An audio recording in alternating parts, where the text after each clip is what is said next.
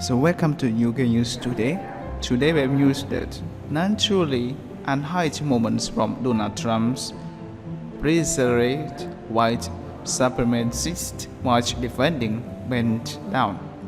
The president was not supposed to take question, but he went raw.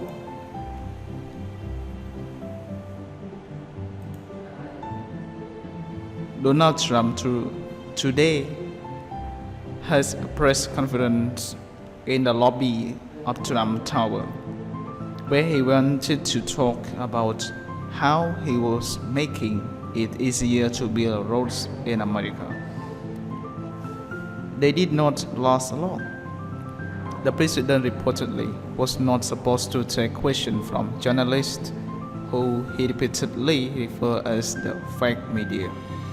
But White House sources say he went raw. It quickly became clear they were only interested in one thing: why it had taken him so long to condemn widespread of the violence in Charlottesville, Virginia, in what is believed to be the first time anyone has spoken from behind the president still in the lobby of Trump Tower. Donald Trump delivered perhaps the most erratic, electric appearances in his 6 months office. Here's the most unhinged moments from his press conference. 1. When he said he took so long to condemn Nazis because he wanted to be sure of the effects,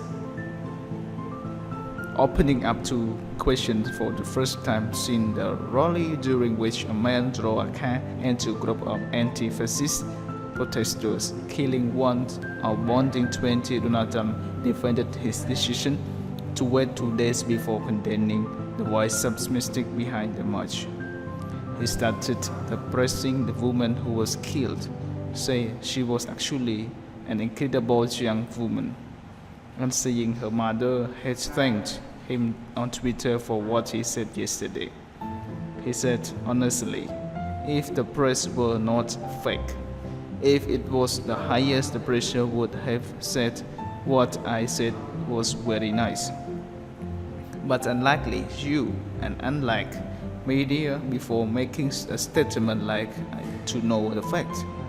He denied he had missed a critical opportunity to bring the country together, adding, I want to make sure when I make a statement that the statement is correct.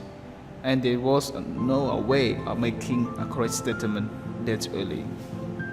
2. He read from his initial Charlottesville statement but missed out the important bit. He just happened to have a copy of his first statement from Saturday, which he said was fine statement on him. He read from it saying, we condemn as strong as possible terms is encourages display of hatred, bigotry, and violence. It has no place in America. He missed out the important bit on the many sides. He's understood on many sides. There was inauguration speech and was edged, but the president was deliver the speech on Saturday, when he claimed after he would share the claim before violence. He asked about the alt-right being behind the march and whether the alt-right was the same as white supremacist, neo-Nazis, and the KKK. Who he refers in his speech yesterday, he launched into the attack on the anti-fascist protester on Charlottesville. He said, what about the alt-left that came charging at the alt-right? Do they have any semblance of guilt? Let me ask this. What about the fact they came charging with clubs in their hands, swinging clubs? Do they have any problem? I think they do. He added, I will tell you something. I watched it very closely, much more closely than you people watch it. You had a group on one side. It was bad, and you also had a group on the other side that was very violent. Nobody wants to say that, but I will say it right now. You had a group who came charging without a permit. They were very violent. Number 4, when he said a car track was terrorism or murder, whatever. Asked whether he thought a car track on the fascist protester was an act of terrorism, he said, I think the driver of the car is disgrace to himself, his family and his country. You can call it terrorism, you can call it murder, you can call it whatever you want. I would just call it fastest one to come up with a good verdict. That's what I call it. He said the destination was one of the legal semantics. In the past, Trump has strongly and repeatedly criticized both Barack Obama and Hillary Clinton for not specifically condemning attacks and radical Islamic tourism. When they defend much because the white supremacists had a permit. Trump said, there were people in that rally that I looked the night before. There were people very quietly protesting the taking down the statue of Robert Ali. The person was referring to the right night before the car attack. When protesters were filmed holding flaming torches, intimidating student counter-protest and chanting, Jews will never replace us, and blood and soul.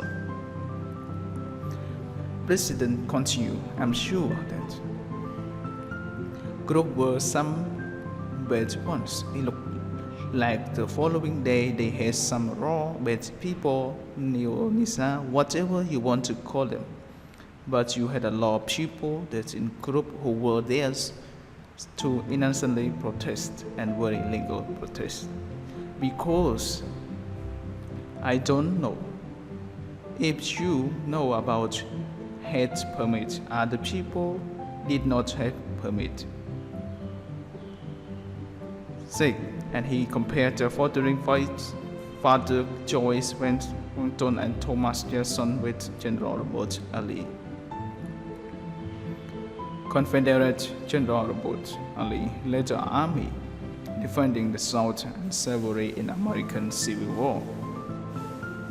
Monuments in his honor began to appear in 1920 when KK were experiencing racist laws were being adopted in southern states. But despite the consolidation of statues, Trump compared the reward-taking statue American independence. He said George Washington was a slave owner. Will George Washington now lose his status? Will we be taking down the statue of George Washington? The president was comparing a man who owned slaves with a man who led army in war was written to split up the entire country over and right for people to own slaves. And he was not done there. He went on, how about Thomas Jefferson? What do you think about Thomas Jefferson? Do you like him? Now he was a major slave owner. Are you going to take down the statues? You are changing history. You are changing culture. You had many people in the group other than neo-Nazi and white nationalists, and press has treated them absolutely unfairly. Then he boasted about all-knowing. How was a calorie? Age when a former KK leader said thank yous. Former KK leader Donald Trump was been a supporter of President throughout his candidacy and time in office. During protests, Trump insisted he did not know the racist leader had attended, and he told reporters his movement was going to fulfill the promises of Donald Trump. He was rather disappointed with the president writing. It appears on First Amendment doesn't apply to white Americans just like They show the discrimination. Laws don't protect white Americans. But after today, they condemn the people who stand up to resist, turning firmly back in Team Donald Trump.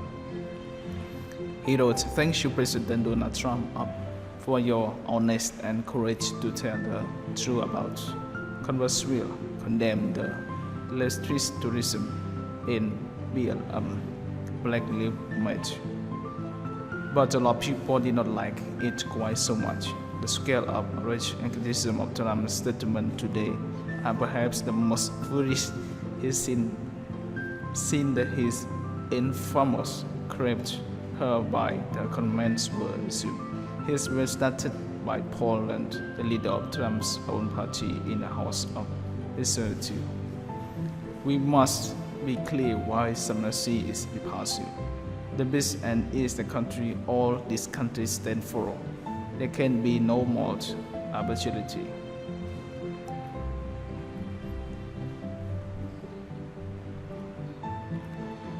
Thank you very much for listening to the news today. I hope you enjoyed this news. Please subscribe my channel to get more news. Thank you.